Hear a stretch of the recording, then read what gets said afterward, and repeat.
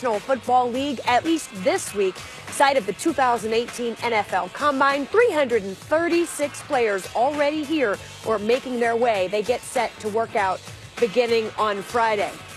Faced with the possibility of losing their best pass rusher via free agency, the Lions used the franchise tag. They made the announcement on Tuesday to keep Ziggy Ansah off the open market.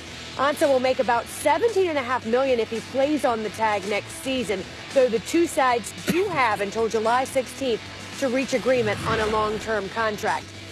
Ansah finished last season with 12 sacks, but keep in mind he reached that total largely because he had 3 games with 3 sacks. No other player had more than one such game in 2017. So basically, 3/4 of his sack production last year came in 3 games, and he had 6 in the final 2 weeks of the season.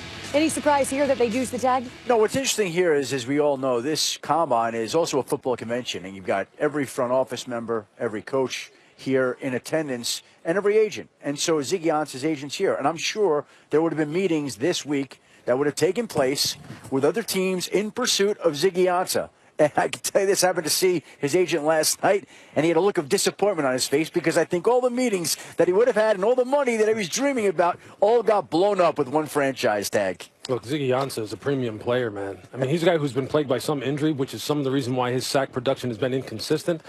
But a guy who right now, as multi-positional as he is, a guy who can play with his hand down, who can stand up. In Matt Patricia's defense, he's perfect. And you let a guy like that hit the market, you're absolutely right.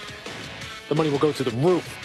So I'm sure he wouldn't have minded it. But if you're the Lions, there's no way you let him go. But this is the way it works, Phil Polian. Yeah. Well, it's going to be interesting to see how he plays standing up. Yeah. Because I think that the one thing that Ziggy lacks is kind of football awareness, because he came to the game very late. And if he has to drop and things like that, it's going to be a little more difficult for him. It may be that the Lions are saying to themselves, let's see how he fits in the defense before we make a long-term commitment to him. With his hand on the ground, he is a major force. Yeah, one of the things that would be interesting to see is, remember how Mike Vrabel used Jadeveon Clowney? That's exactly how I would be using a guy like Ziggy Ansah. Not necessarily to drop him, just a guy who you can stand up and walk inside on a guard or on a center and go, hey, just whip this guy because athletically you're so much more superior. He has so much versatility. Man, I'm excited to see how Patricia uses him. Yeah, exactly. You get a defensive coach like Matt Patricia, you want to give him as many weapons as he possibly can get, and Ziggy Ansah fits that bill. He's a rare talent. He is, and they do have time to work out a long-term deal, but for right now, he's not going anywhere. Speaking of which, the same cannot be said here for Dez Bryant. His future with the Cowboys remains unclear. Now, for his part, Bryant said he's not had any discussions with the Cowboys about a pay cut or restructuring his deal, which some believe may be necessary for him to stay put. Here's head coach Jason Garrett moments ago. Yeah, I haven't spoken to him about that. I don't really know very much about what you're talking about, the details of that. We have a tremendous amount of love for Dez Bryant as an organization. He's made so many contributions to our team. I personally have a lot of love for him as a player and more so as a person. The growth and development that he's made over the course of his career with us has been exponential and, again, has made a huge impact on our team. So I don't know the specifics of that interview. I do know our feelings about him. He's been a great player for us for a long time.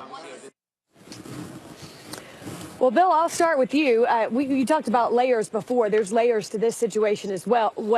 Where do we go from here with Dallas and Dez Bryant?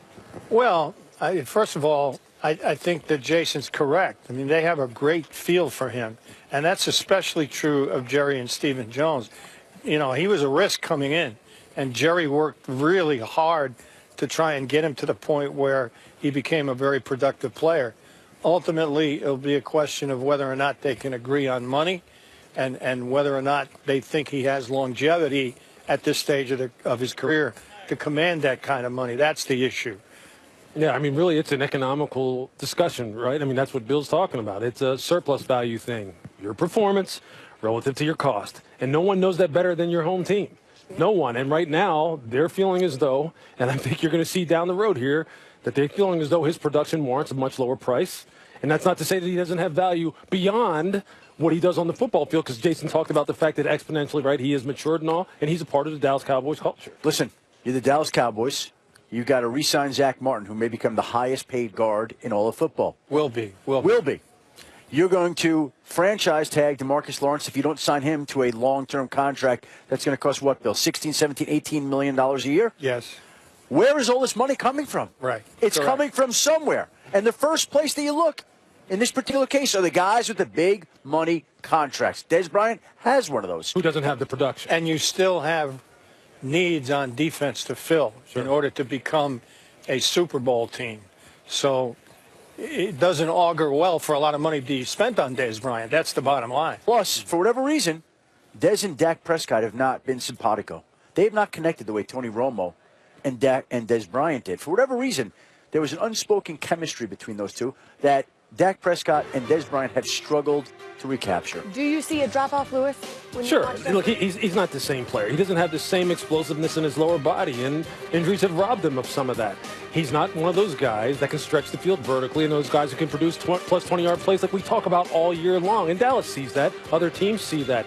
And really, look, when you factor in the other thing that Adam was just talking about as far as them trying to sign some players to long-term contracts who are younger and healthier and even more important to their future, it's one of those decisions that's the price of doing business. And by the way, that's part of this week too, because his agent's job this week is to feel out the market and see what other teams are willing to pay Dez Bryant, so that he knows so that when the Dallas Cowboys come to him and say, hey, we want you to take a pay cut to X, he knows that he can get X from Indianapolis or X from Washington or Philadelphia or whatever it may be, so that the agent can make an educated guess and know exactly where his client stands in relation to the Dallas Cowboys. That's his job this week. Absolutely. Yeah, it is. No question about it.